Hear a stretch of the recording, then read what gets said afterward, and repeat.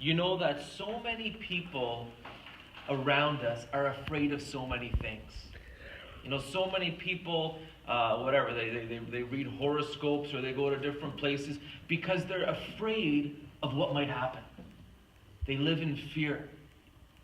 And if you read the Bible over and over and over and over and over again, the Lord tells us, do not be afraid. And he tells us, don't you see how I've taken care of you? Over and over again throughout your life. Why are you afraid? Now, one example is, do you remember the story when the disciples were crossing the sea and they were in the boat and Jesus was sleeping in the boat and a big storm erupted and there was waves and wind and the disciples panicked. They were freaking out. They thought the boat was going to sink and they were all going to die. And they wake up Jesus and they say, don't you see we're all about to perish? And Jesus gets up and he calms the storm and he asks his disciples, why were you afraid? Don't you have faith? He kind of scolds them a bit.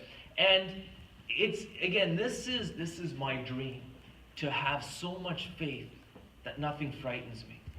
And every one of us should pray for the grace to grow in this faith. You know, the faith to not be afraid. Another great example from the Bible is, you remember the story of the Hebrew people, the Jewish people. They were slaves in Egypt. And all they did was worked every day. They made bricks for Pharaoh, and Pharaoh was a mean taskmaster. And then Moses is sent by God. And Moses tells Pharaoh, let my people go. And finally, God works it out that the chosen people are set free from Egypt. The Lord sends plagues on Egypt till they let the chosen people go. And then as they're leaving, Pharaoh sends all his chariots because he regrets letting them go. And that's when God parts the seas. And the chosen people walk through the sea on dry land. And when the chariots, Pharaoh's chariots try to follow them, the sea closes on them. And the chosen people are on the other side of the sea, safe and sound. And then they go through the desert. They have no food. God rains down bread from heaven, this flour that makes this wonderful bread. And over he provides for them. And yet so many times, the Hebrew people, the chosen people, they get afraid. They say, oh no, we're in big trouble now.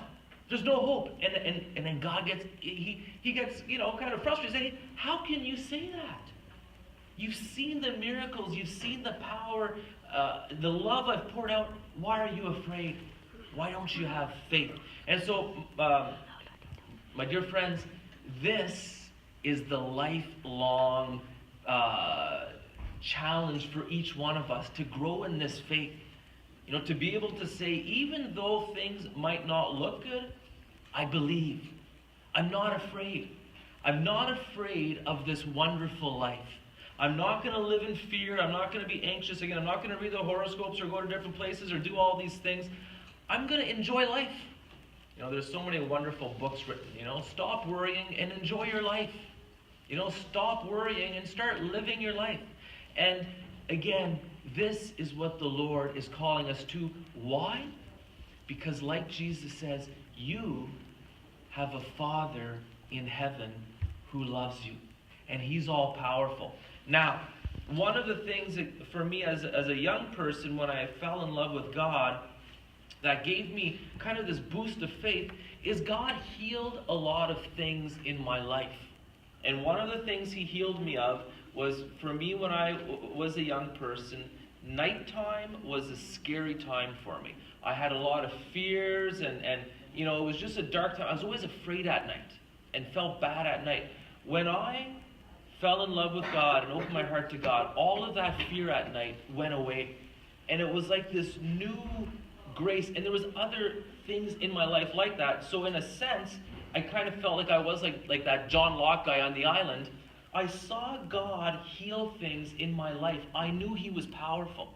And that's what taught me. Why am I afraid? I'm a child of God. He loves me. He takes care of me. He protects me. And again, my dear friends, this is exactly what God wants you to know. You we're made by him. He loves you. He's all powerful, and he's going to take care of you.